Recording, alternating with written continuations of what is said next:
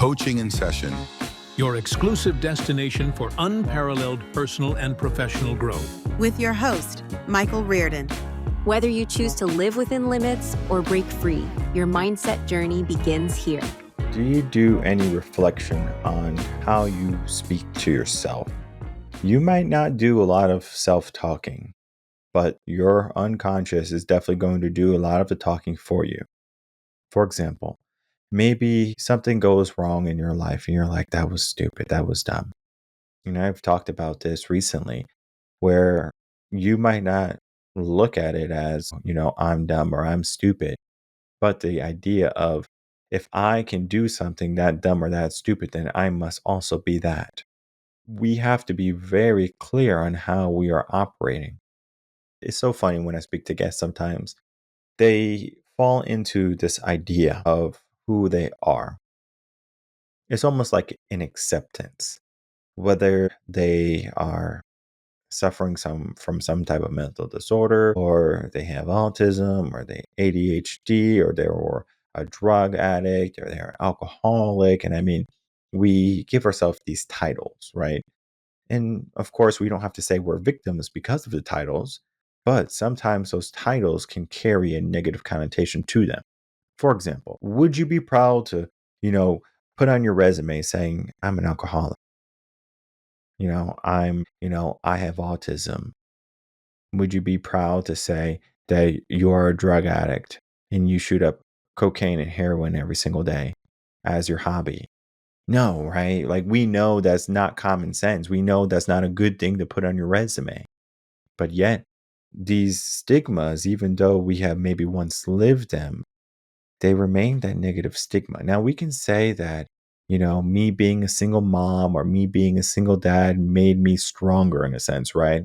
But the reality is, there was an aspect of there was, love that was, never had or lost. And this is not to say that, everyone who's a single parent is because, they didn't know how to love or be in a relationship.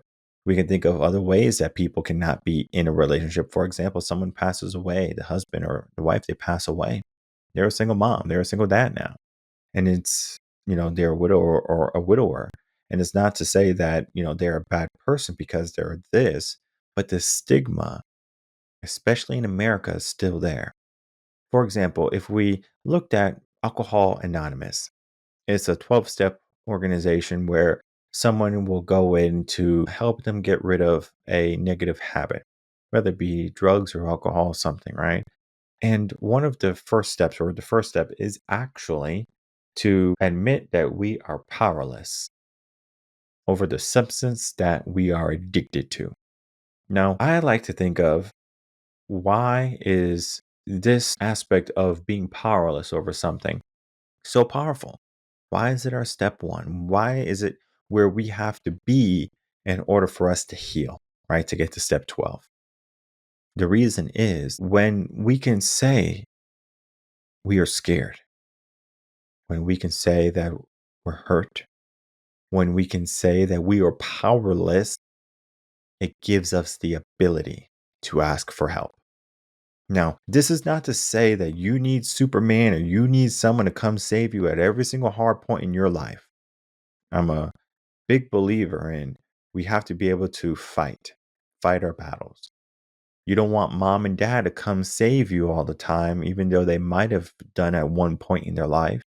You want to figure out, all right, how am I going to save myself? How am I going to get out of this situation? And the mindset of this is where I am, I'm powerless. Let me figure out how I can get some help. Now, in coaching, when I'm dealing with a client, for example, one of the things I'm looking at are the unconscious things, the subconscious things that a person is believing. Typically, these things are easy to spot, but they're more difficult for the person to kind of get used to. It can take a couple months, 2 to 3 months typically, and the person is A-okay. Like, I got rid of them. Sometimes it's like, I'm not smart. Like, I'm not good enough for my job, or I'm not good enough for my marriage, or I'm not a good enough parent. The only thing I have to do is reaffirm the opposite. Example, maybe they say they're not a good parent because they're not showing up for their kids' meets and they're not showing up for, story time or something because they're so stressed, or maybe they're drinking at night and they don't want to be around their kids or whatever. I mean, we can go down the list of things that could be going on where they feel as if they're a bad parent. Well, one of the things I will look at is well, are they able to go to school? Are they fed? Do they have clothes on their backs, right? Are we doing those things, right? The basic, the needs and necessities. And they could say, yes, I'm doing it. I'm like, are you doing it well? They're like, yeah, I'm doing it well. I'm like, can we do it better? They're like, yeah, I can do it better. So let's focus on the things that you're good at and let's make those better. And now they're like, wait, why am I looking at those things and I'm over here saying I'm not good? Well, it's like, well, you just told me all the things that you're good at. So let's be better at those things. And eventually it overshadows all the negatives and the doubts that you might have. If you might feel as if you're inadequate in some way, whether maybe be a job position, right? You feel as if, ah, I'm underqualified or I'm overqualified for this job. And you're just giving yourself this idea of, I'm too good or I'm too bad. And there's nothing else out there for me. So you will stay in something that has no future, right? You allow yourself to be manipulated by the potential of what is nothing. Well, there is the opposite, the potential that can be everything. But in order for that to happen and to occur, you have to be able to give yourself the intention for it. And it has to be an intention of growing, of doing good, of doing better. And so, sometimes when, a person would say, I have this, I have that, maybe they did the work. Maybe they did the work to say, I used to be an alcoholic. I used to, be a drug dealer. I used to be, like a beater, like a wife beater, like an abuser or something, right? You might say, well, one of the first things is like, okay, well, when's the last time you did it? Or when's the last time you thought about it? Or maybe, what was the breaking point that said you need to change? Sometimes the breaking point can be, like I just looked and what I was seeing wasn't good. But oftentimes it's a wake up call. It's something that's abrupt. It shakes you awake. It jolts you awake. And it says, hey, you need to be paying attention to this. I know when I was teaching, and I talk about this every now and again, where there's a first grader.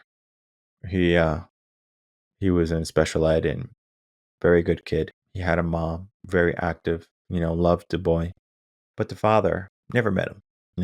I don't think he was very active in the boy's life, but that boy, I think, loved the father.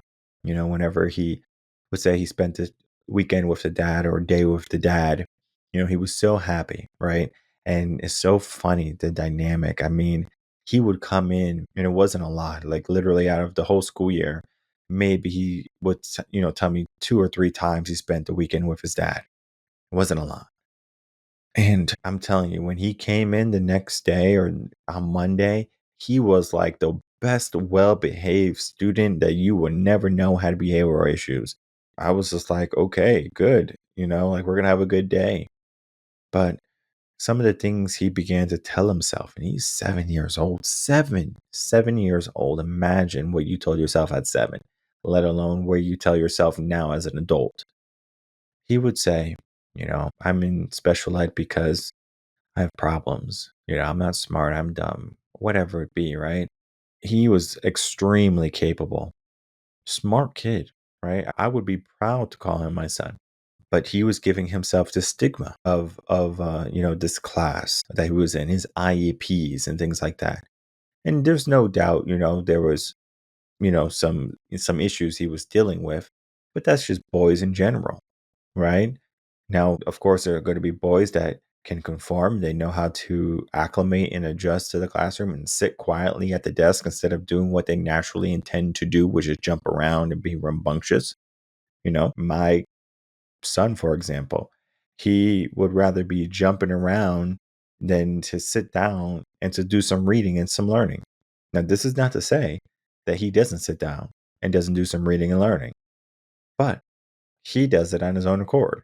He's like, oh, I want to read a book now. I'm like, okay, let's read a book. Now he wants to run around and do everything, but here's the thing. Here's the kicker. If I put him in nature, if I put him outside playing with dirt and moving cars and painting, this man has no problem focusing. But if I'm doing flashcards and things like that with him, I have a total of 3 activities before he totally checks out. That's it. Okay. This is not to say that he won't develop the fortitude to be able to do more than 3 activities. It's just that right now, that's his capacity, right? But I'm not going to allow his capacity of 3 to be his capacity of 3 when he's 25. He could be doing as many activities as he wants to. Think of your day as an example.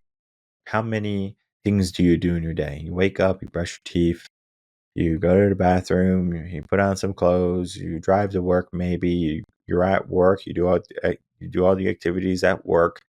You come home, maybe you buy some food on the way back and you sit down, you watch some TV, right? Then you go to bed, you take a shower and stuff, right? Well, that can be your life where every single day is the same. Maybe on the weekends you get off. But many people they just say, I'm a 9 to 5 worker. I'm sure you don't, tell your friends, Monday through Friday I'm a 9 to 5 worker. All right, hey guys, I got work 9 to 5. Like I don't want to miss it, right? It's too much fun, right? No, right? People don't say that. People don't talk like that because they understand there's a negative stigma to being a 9 to 5 worker. The loss of freedom. From 9 to 5, I'm in jail. Now, of course, you could be doing something you love, right? But for the majority of people, right, it's safe to assume that they're going to be doing something that they would rather not do. Because if I gave you an abundance of money, right, I gave you a butt ton of money, would you keep doing what you were doing? Very few people can say yes. Because if you were doing a job, especially in a place that maybe you didn't feel appreciated or welcomed, they might say, I'm getting out of this place. Maybe you find a new place, or maybe you create your own place. The reality is you didn't stay where you were. So if you didn't stay where you were, why are you staying where you are right now? It's like a puzzle, right? It's a conundrum why people do this. If you know you can change, why are you not changing? If you know you're telling yourself things that are not beneficial for yourself long term, why do you keep doing it? People will give themselves all of these negativities. Where are the positives that you want to give yourself in life? It is easy for you to say that, like this is, what I would like to do. This is what I'm planning for, and then take no action to that. Maybe you create the excuse, and you make up a reason why you're not getting it. Oh, this person is better than me. Oh, this person is this. Oh, I have this illness. Oh, I have autoimmune. Oh, I have diabetes. Oh, I have something, right? And I'm not saying that the ailments that you have cannot cause you to pay attention to your life in a different way. My mom, I don't know if it's true or not. She says she's gluten free and, she's not allowed to eat certain foods without like taking a pill or something. And if she does, she feels a certain way, whether she be tired or she doesn't feel right. Sure, right? I can say you don't have a gluten allergy and you're making it up and you can just, keep eating flour and you get acclimated to it. Well, that doesn't work, right? Because the body is going to figure out what is for it and what is not for it. For example, alcohol. There are functional alcoholics that can literally drink alcohol all day and can get everything done. And then if I drink some alcohol, I'm literally getting nothing done. Zero, zilch, nada, zero, nothing. I'm not getting nothing done, right? I'm just gonna be like maybe a little bit elevated and happy, but my liver is not gonna be happy. I'm going to be dehydrated the next day and I wasted the next day and the day after maybe. So there are people who can do things that they might have got used to, but that are negative. And there's things that I can say, well, since they're doing it, maybe I should do it or I could do it too. And maybe, right? There's certain things I'm sure that's the case for. We have to look at the bigger picture. What are the things that have a negative connotation for or toward or mean, and we have to be able to say, How am I going to define that for myself? So we have to do some work. The negative things you tell yourself, I don't know what they are. Maybe you say I'm a bad mom, I'm a bad dad. Sometimes I'm speaking to parents, especially like when they have teens and they have problems with with their teens or something, and I'm like, you think you're a bad parent? In my mind, I'm like, they're like I feel such a bad parent. Like I wasn't paying attention to them. I was so busy with my business and I'm so busy with work. And I say, okay, yeah, all right. And I'm listening to them, right? Because they're venting. And I'm go, well, you're not a bad parent. Explain to me why you're a bad parent. And then explain to me. And I'll go, that doesn't make you a bad parent. So and then I go on and say, why are you a bad parent? And they try to make another excuse. I go, that doesn't make you a bad parent. And basically, eventually, they say, well, I guess I'm not a bad parent. Exactly, you're not. Okay. Well, maybe there's limitations to a certain illness, right? So maybe someone who has autism or something like that. And I I don't necessarily like when people pick on people with mental disorder, autism, or Down syndrome or something, right? And they're like, "Oh, you stupid, you're dumb." Like literally, like I would fight the person, like I would go to jail. But that's just me, right? Like I'm a firm believer in if you are trying to look down on someone, it's the only time you should ever look down on someone is when you're offering them a hand to help pick them up. That is my belief as a human, right? Not even as a coach, as a human, right? If I stopped coaching, I would still do that aspect, right? Now, of course, I'm not going out and giving homeless people all, my dollars and things like that because I'm not going to exasperate their addictions, perhaps, right? Being homeless, for example, has a negative connotation too, right? I'm going to automatically assume you're going to use the money for some type of negative, right? And I tell my wife all the time, if a homeless person ever came and asked me, sir, can you get me some food? I'll say 100% I will. What do you want? No qualms. I will get you some food. I will get you something to drink. But the dollars, I want to know where my money's going, right? Because they had to put themselves in that situation somehow. Maybe 8 times out of 10, it's going to be drugs and alcohol. Then the other two are going to be circumstance. Maybe they weren't, they got kicked out of their job or something. They lost their job. Maybe it was a bad divorce or something like that. And they weren't able to, get back. Those things are possible. Now, if you're lazy, which I see quite a bit in Austin, where people are fully capable of getting a 9 to 5 work or some type of work or starting a business and they don't, there are so many resources out there today. They have libraries. There's podcasts you can listen to. You can go on Google and listen to my podcast for free at the library. So you can get resources, right? Very easily. But do you want to do the work? We have a issue when it comes to our personal development, our self improvement. We have to do it. But then again, we wait for luck. We wait for a change in our circumstance. It feels good to wait. It feels good to hope and to dream and to anticipate something good happening. But you know what feels even better? Going out and taking those steps on your journey and making sure you achieve them. You have to be the person.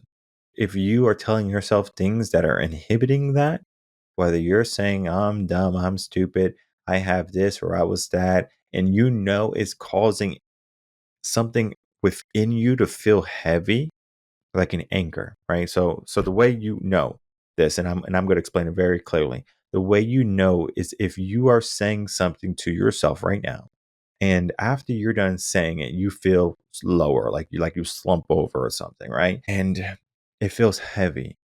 It feels like your brain is going 100 miles an hour or something like that, and it's like confused, and it's like, like it's unsettled. Versus you tell yourself something and you feel airy, uplifted, happy, joyous, right? No anxiety, right? That's something you should be looking at.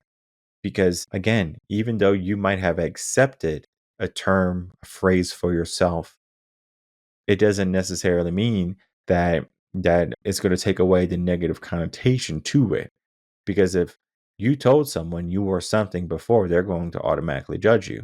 They're going to judge you 2 times, judge you for doing it the first time, and then judge you for getting out of the habit, right? Good on you, the judge. So the world is going to tell you what you should be doing. The world is going to tell you what is good and bad. But at the end of the day, You get to decide. You don't have to, take a title and say, I'm autistic, I'm a loser, I'm a deadbeat. We can go down the list of these negative things, right? Again, you're not going to put them on your resume. So why are you putting them in your mind and why are you keeping them in your life? You have to figure out what is going to bring about a better you, a better mindset. And it begins with how you speak to yourself often. It begins with the stigmas of the world. And maybe the stigmas of the world don't have any, strength on you because maybe now you're trying to overcome that stigma and you're fighting it, right? Maybe you're one of those people, but the majority of you are not. Maybe 1% can say, I'm an alcoholic and I am happy I'm an alcoholic because then I can help people. Or I used to be an alcoholic and now I can help people. This is something where you have accepted what you have done, your fate, and you say, I'm gonna make some changes. The same thing of, I'm autistic, like I have Down syndrome. Is not to say that, like you fell into this illness, you were born with it. You accept that. You don't feel a certain way. You're not limited in any way. You surround yourself with people who are good to you, and they're not looking at your illness as a handicap. They're just looking at it as a unique trait.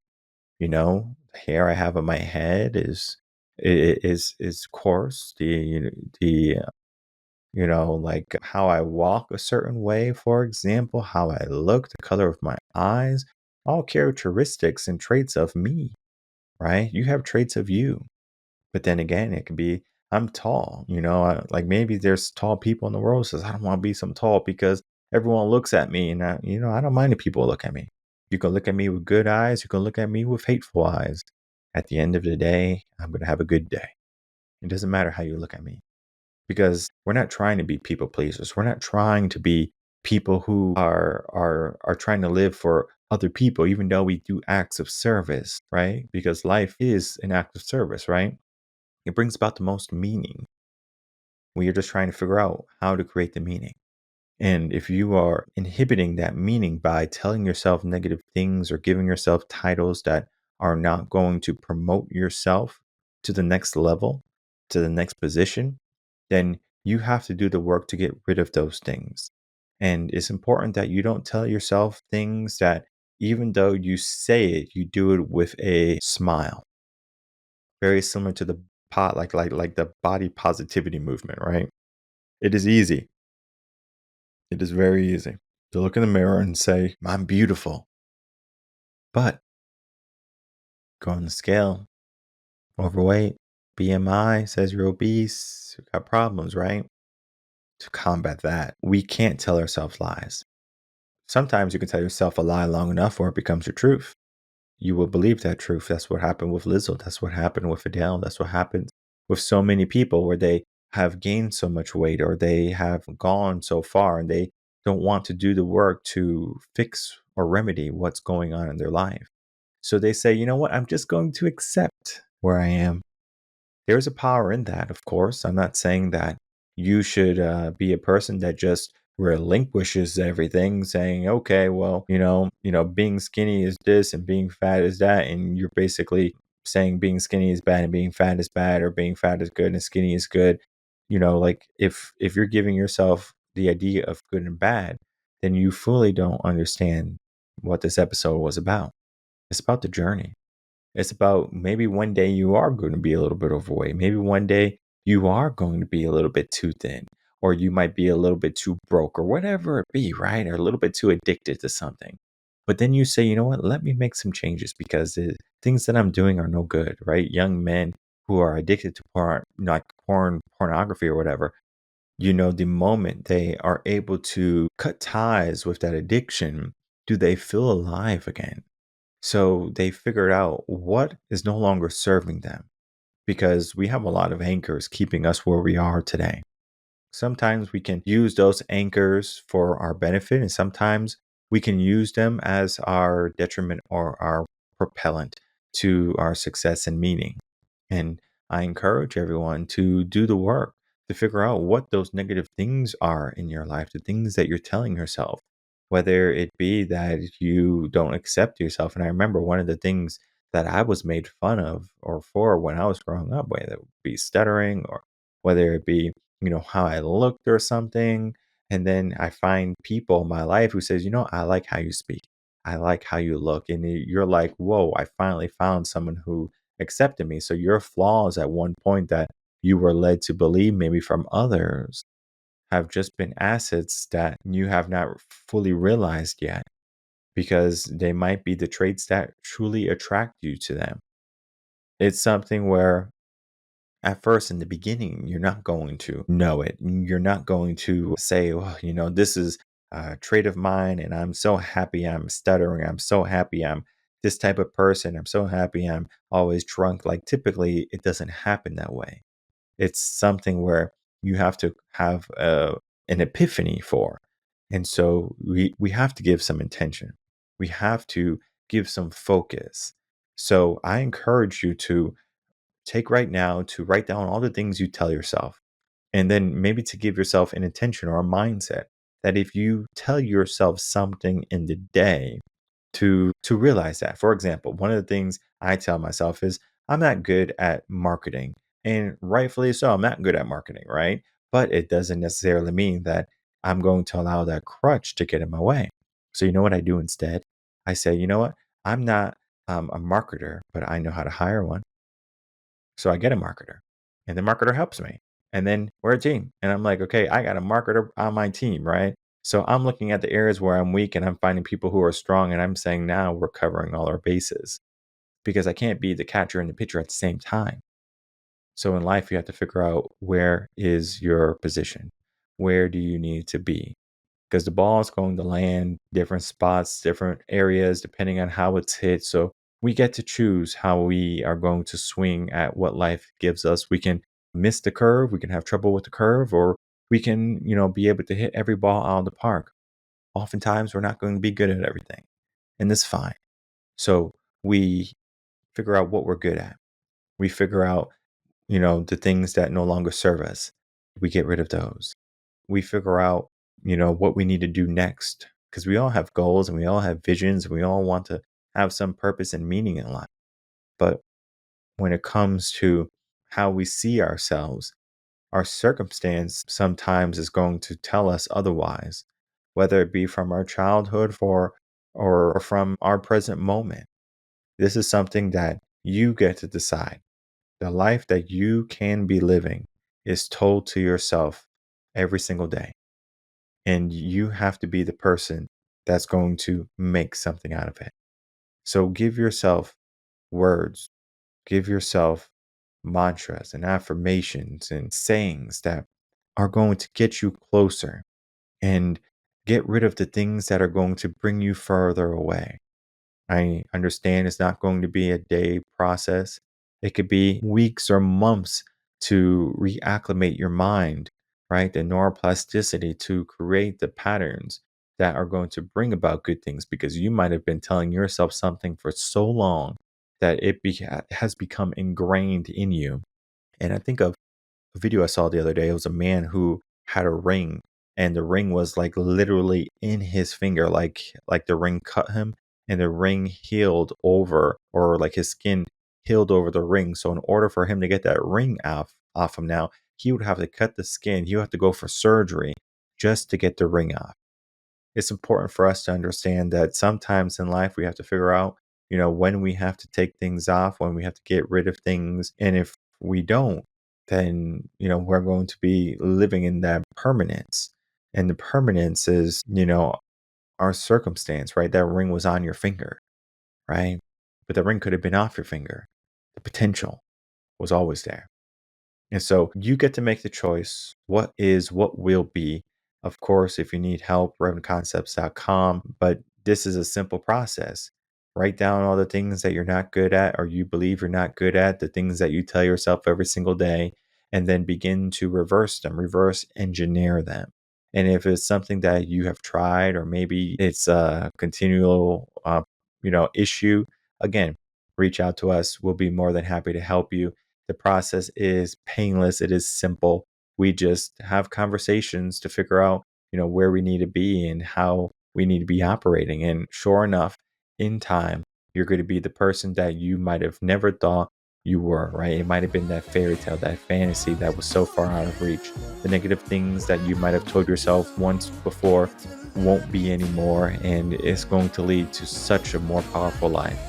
So step into that power today. Do not relinquish what your life can entail because of the stigmas and the things you continually tell yourself. Tell yourself something that's going to bring about the best you.